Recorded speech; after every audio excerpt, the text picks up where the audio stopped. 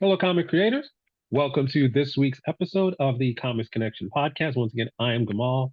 He is Andy, and we are here to talk about all of the things that you need to know to have a successful career in comics from both the creative side and the business side. So, Andy, what I want to start with this week is I want you to actually help people understand a little bit about what it is that Comic Connection actually does on a week to week basis outside of this podcast.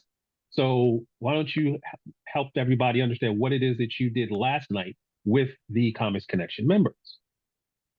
Yeah, sure. So last night we held a live session for our members. So everybody that is a member was invited. We hopped on online together, and what I did, so with Comic Experience, we teach courses on writing and art and coloring and lettering and all that sort of stuff that go through the whole process.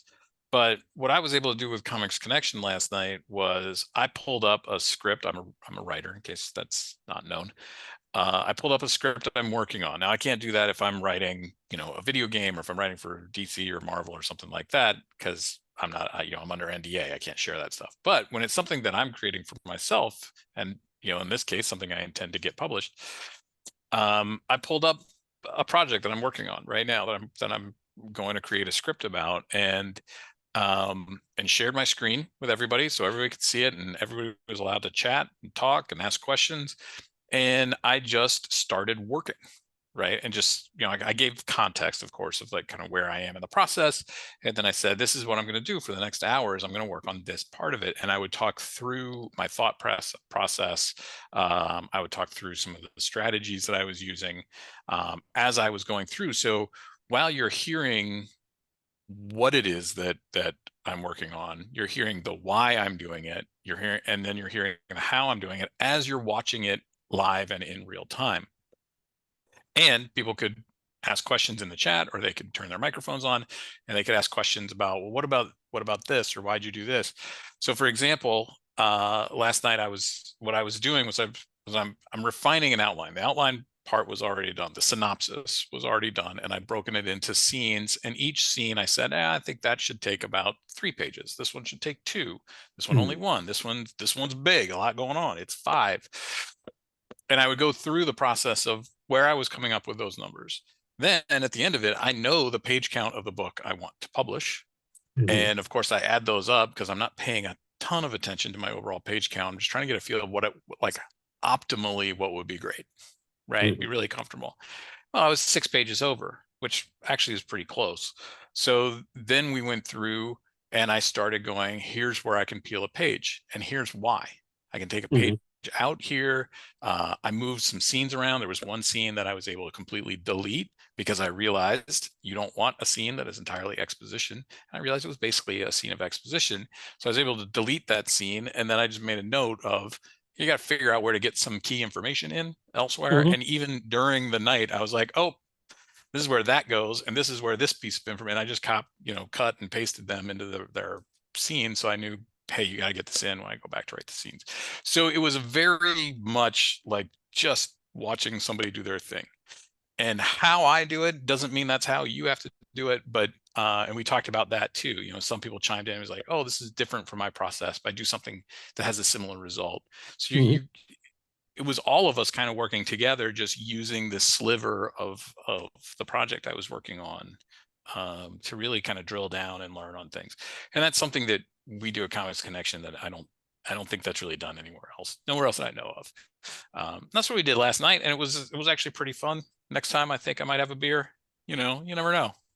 See, that'll make the whole thing much better. And I do think what you just said is actually very accurate because a lot of people they'll write books about their process, or and I know some artists, especially on Patreon, they'll actually do like live sketches or something like that. But to have somebody walk you through the process of how this individual aspect of the situation works is something that is very hard to come by. And a lot of people either have to learn it by trial and error, or they just have to, kind of fumble with it until they figure it out for themselves, if they're going to figure it out for themselves at all. So the fact that you can do that with a group of people and then have them go back and forth in real time, I think is a value that is going to help people in the long term. And since we actually record all of these videos and they're available in our library archive, anybody who's a member could actually go back and look at those videos whenever they're in that process and they kind of get stuck and kind of need some inspiration on how to move forward. The other thing, because you just talked about what we're doing creatively this week. Um, on the business side, tomorrow we're actually going to have another of our expert interviews. We bring in people from various parts of the comic book industry to talk about both their experience and current events that are actually going on in the industry. And tomorrow we are going to have two guests. We're going to have Mark Guggenheim and Christina Strain, who are both writers for both film and television in Hollywood and for comics. So we're going to be talking to them about the recent updates in the WGA strike and how that's going to affect the writers union as a whole. And we're going to talk a lot about how working in comics, especially working in comics without a union, actually impacts the way you work in comics and the idea that how why there isn't a union, how a union can come about, and things like that. That's going to be tomorrow at 8 if you're actually listening to this podcast when it comes out. Otherwise, it's also going to be in our video archive for all Comics Connection members. Um, the other thing that we need to talk about, though, Andy, it came to us from Popverse. Our friend Joe Illich, who is a longtime editor for not Vertigo, Milestone, and Heavy Metal, and A Wave Blue World, and other places, has been doing a series of articles for Popverse about what it actually means to be a comic book creator and things that you have to kind of keep in your mind as you're, building out your career over time. It's a lot of the stuff that we actually also talk about in Comics Connection on a regular basis, but his perspective is his own because he has his own personal experience. What he was talking about this week, I believe the article came out late last week, maybe, was talking about the idea of creator-owned deal and the pitfalls that come about when when a writer or creator of any kind is actually bringing a creator-owned deal to a publisher. Now, for those of you who are not aware, there's only really three types of comics that you can make in the comic book industry. You can make independent comic books where you own everything. You can make freelance comic books where you're making comic books for somebody else, or you can make what's called creator-owned comics where in theory, you own the intellectual property and you're working with a publisher to get the book out the door. The one that people always kind of key in on, and they have been since like the 90s, is Image, because Image has a creator owned deal. But there's dozens and dozens of other comic book publishers who also have some form of a creator owned deal. Andy, I know with CEX, you also have a creator owned deal. So what I'd like to Yes.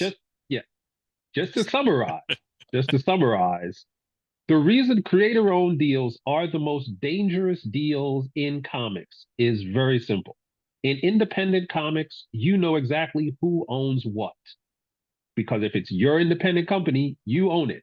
And unless you sign it away doing something silly, you're going to continue to own it. Freelance comics is the exact opposite, but you know what you're getting into when you sign the deal. You get money, they get the work. And it's very straightforward. There's no danger there because you know what you're getting into. In a creator owned deal is actually, in a lot of cases, misnamed because the creator, depending on what the contract says, may not own anything. You may create something and then hand it over to a publisher who will then own the entire thing. And you may not have any options to get it back. You may not be making any money off of it. You may not have any say in what gets done with it. It all depends on what is in the contract. And the contracts vary from company to company. So What the example Joseph was giving yet in his article was about the type of company that we in the comic book industry like to call an IP farm. It is the company that is basically picking up any intellectual property they can find, intellectual property in this case, meaning your script, your characters, your story, acquiring it for little or no money, and then attempting to turn that into a movie, a Netflix series, or something else in such a way that you, as the writer or the artist, do not make any money. It is not a good look, not the way to go. In most cases, those companies are not even able to make any films or television shows for a variety of reasons.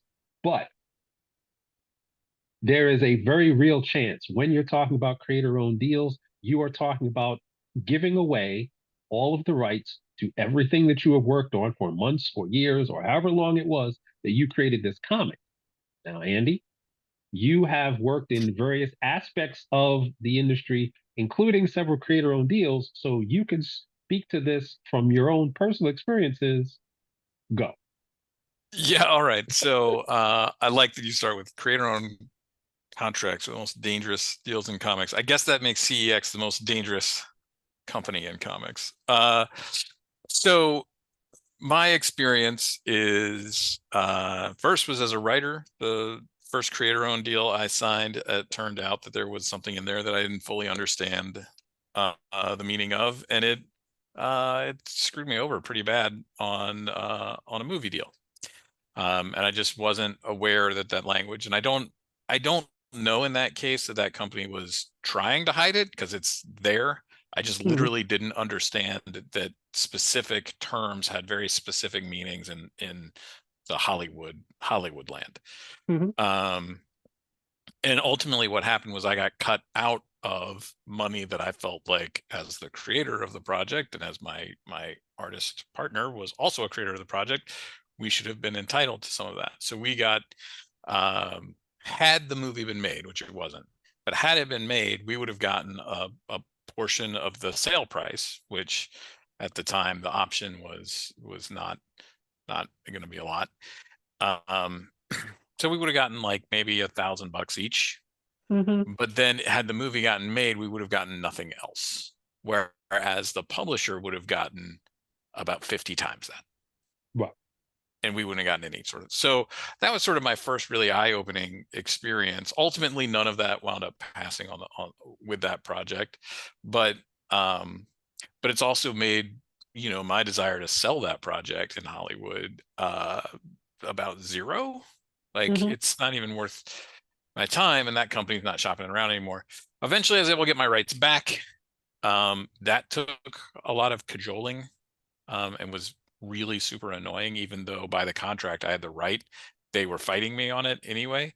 mm-hmm, And really what I needed in order to go out to Hollywood is I needed some sort of letter, some sort of recognition from the publisher that said, yes, these rights have reverted back to you. That makes things a lot easier, mm-hmm, as opposed to going, well, the publisher won't say so, but here it is in the contract, mm-hmm, right? That's not a great look. So it was very frustrating. And that's one of those things where, like, the rubber meets the road. Like, yes, they were my rights, mm-hmm, and my artist partner's rights. But it makes things a lot easier if the publisher admits it, right? So anyway, so after a few deals like that, I wound up getting very frustrated, and a lot of my friends that are creators also wound up being very frustrated with creator-owned deals that they weren't happy with. And in some cases, like you were saying, um, technically they still owned the copyright, but they had assigned publishing rights, merchandising rights, entertainment rights, like pretty much everything that you can mm-hmm, do with a copyright. They had given those rights away, which, I mean, effectively means you have no power. You gave the thing away, right? So I got to a point where when I looked at contracts, and sometimes I would look at contracts for friends, and I am not a lawyer, which I always made very clear. But I said, here are the key things I'm looking for. Things like reversion clauses that are very clear, which is about getting your rights back once the mm-hmm, book has been published or it's not in stock anymore or whatever it is. I want that to be fairly clear, or at least, kind of up to industry publishing industry standards. Um, I want to look at how I'm going to make money on the thing. Like, how is the money being split? How's it being divided? Does it seem nebulous, or is it pretty straightforward? That kind of thing. And of course, I'm interested in what rights I have. What rights do they control? And that sort of thing. And so a lot of that, all of that went in to inform when I became a publisher a couple of years ago, what would my deal look like? As somebody who had fought for creator rights, I found all of a sudden found myself on the other side of the table, Hmm. which was fascinating and terrifying. And I wondered, had I reached that point in my life where I was like the line in the Dark Knight that you're the hero until you live long enough to become the villain. Like, and so we created a contract that was very favorable to creators. Hmm. Um, that contract wound up having two problems with it. One, it was almost impossible for CEX to function with how little CEX was going to get. Hmm. Even if we had a monster hit, it was structured in such a way that CEX would make almost no money off that hit. And at some point, I have to be able to pay employees. Hmm. So that was problem number one, was that it was legitimately so generous to creators that it was impossible for the company to succeed. And the company needs to succeed in order for us to continue publishing books and helping creators succeed. So Hmm. we had to do some readjustments. The other problem that our original contract created was it created sort of an accounting vagueness, Hmm. or at least a mess. So what we did was a profit split. So it was sort of like, well, once we recoup all of our costs for printing and shipping and marketing and all that sort of stuff, the money that's left over for the project, we split. You guys get the bulk of it. We get a little of it. But that created a problem, like tracking. The amount of tracking and logistics that has to go on at a publisher is enormous. Like, that was one place where I was really not prepared. So, like, on a profit split basis, if I am at a convention and I'm trying Hmm. to sell a mini series, and I go, you know what, if you buy three of the issues, I'll give you the fourth one for free, Hmm. right? Well, now I have to track that basically I sold these on a sale. That changes the profit margin Right. on it. If I don't track that I did it on a sale, then I just lost money, Hmm. because I'm going to pay the full, so on and so forth. So there wound up being like just a logistical nightmare. There were some other things, not to get into accounting too much, that made it very difficult to calculate how much people wrote. So we changed two things in the contract. The first thing we changed was we changed the nature of how your royalties are calculated to something much easier Hmm. to calculate, much easier for you as a creator to calculate, much easier for us to calculate, which means you also get paid faster because I don't have to spend weeks trying to figure it out. Um, uh, and It's much easier to check, right? Right. So that was the first thing that we did, because if we could simplify our lives, that would be better for everybody. Um, and then the other thing we did was we just made sure that there was enough built in there that if we had a hit book, we actually made a little bit of money. Hmm. Creators tend to still make significantly more than we do. Um, so what we did was, instead of doing a profit split where I had to subtract out this cost and that cost, which can be part of nebulous sort of stuff, right? Like, am I subtracting out marketing costs for the book Hmm. or overhead for the company? I wasn't, but those are the types of questions that come up. Like, well, what are the expenses? So instead of doing that, what we did was we just decided that whatever the suggested retail price, the price that's printed on the cover of the book, is, for every copy that we sold, the creator got X% Right. of that price. Now, generally speaking, it's not a huge percentage number, because generally we sell 95% of these comics through the direct market, which is a little under 40% of the cover price. Right. Plus, I do have to make enough that I can start paying the print costs and all those built-in costs. So that's how that works. But it makes it very easy for you to go, how many did we sell? How much do I get per unit? it's X% of the cover price, multiply those two numbers together. That's pretty much what your check should look like. Makes it very difficult to like hide anything, which we Hmm. don't. So people really, creators so far have been really happy with that. They like that a lot. And then we do take some rights. We actually have two options for entertainment. One is you can keep all of your rights, means you're going to go out to Hollywood and sell it or make toys off of it or whatever. And whatever revenue you get from your various deals, we get 10%. The theory being that doing the book has helped you sell Yeah. the stuff, and then you just would owe us 10% of your take home, not the overall deal, but Hmm. your actual take home. And then the other version of that deal, which you can opt into, it's optional at this point, is we can represent the property. We go out and try and sell toys and paper plates with your character on it and all that kind of stuff. Make movies in Hollywood or TV shows or animation. In which case, we're doing a lot of the legwork. I'm fronting whatever costs that I'm taking, including flights out to LA. And then we get substantially more because we're the ones actually negotiating the deals and developing the projects with people. When I do that, I keep the creators in the loop Hmm. whenever there's anything of note or interest. And actually, yesterday it was another good deal. I met with a director about a project. Project isn't even out yet, and it's already getting a little heat in LA. So I met with a director. He's got a good long career, movies that I have seen and enjoyed, and I thought he was a really interesting choice for this particular property. So I met him. I never met him before. So I met with him. We talked for about an hour yesterday. Had a really good conversation. Seemed to get along really well. And then when I was off the phone with him, we were talking about what the next steps are. There are 1,000 steps to getting a project made in Hollywood. So this was a Hmm. good first step, but there's another 999 to go. And I immediately picked up the phone and called the creator, who I'd already told I was going to have this meeting.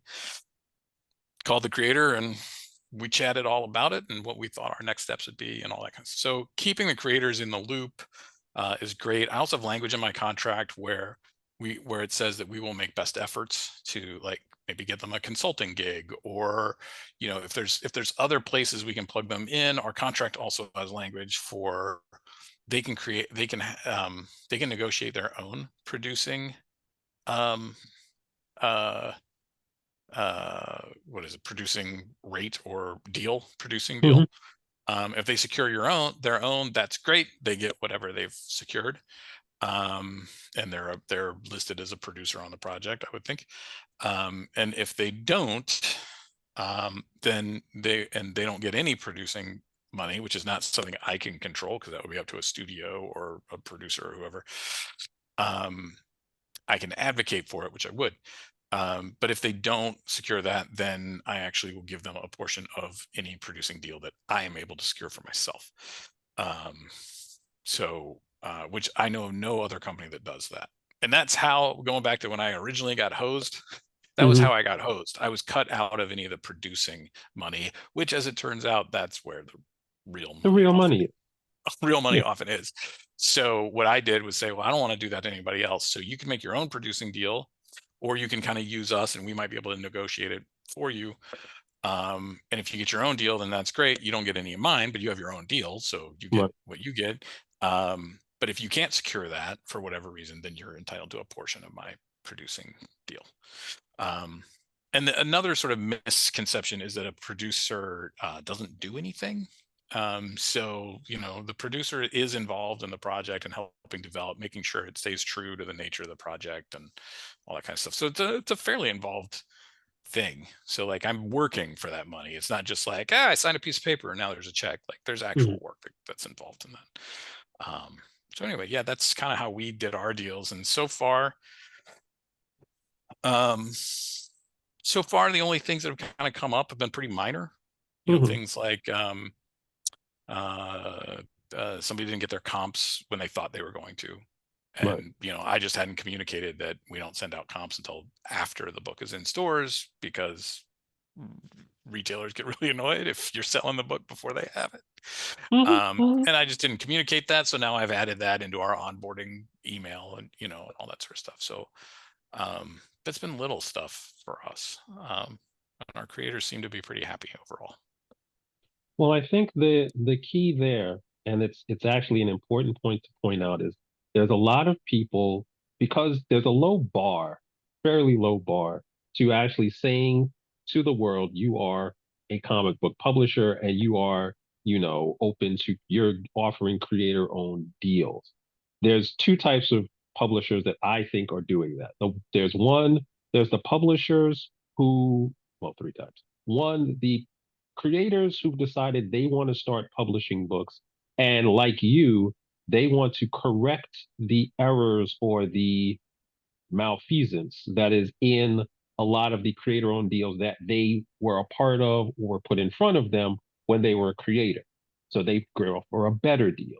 But there's also another group of people who had the same experience, but then turned to the dark side and decided they're going to do exactly the same thing that was done to them to the next group of people that are coming up. Um, and then you have the third group is just people who are not even in comics, but decided comics is a good backdoor into Hollywood. So they're going to create an IP farm. And they are just as bad, if not worse, than the creators who went to the dark side. They are going to offer you a contract that maximizes what you are giving up and minimizes what you are getting. So creator owned contracts are can be very lucrative in the long term if and only if you actually have the right language in the contract, which means that unlike being an independent publisher and unlike being a freelance creator, you have to have a extremely deep understanding of specifically what this company and what this contract says and how it impacts your rights, your revenue, and your responsibility relative to the intellectual property. Otherwise, you may wind up getting, you may wind up creating a very popular movie or a very popular video game and have nothing to show for it. You would not be the first one. You would probably not be the last one, but you do not have to be one of those people if you actually understand what your contract says, understand how the business works, and you do that. The first step is listening to a podcast like this. So we're going to wrap that up right here. All of the links to the articles and the things that we were talking about are going to be in the show notes, and there's going to be links to checking out Comics Connection and joining our online community. So until next time, thank you, Andy. Thank you, everybody, for listening, and have fun with your comics.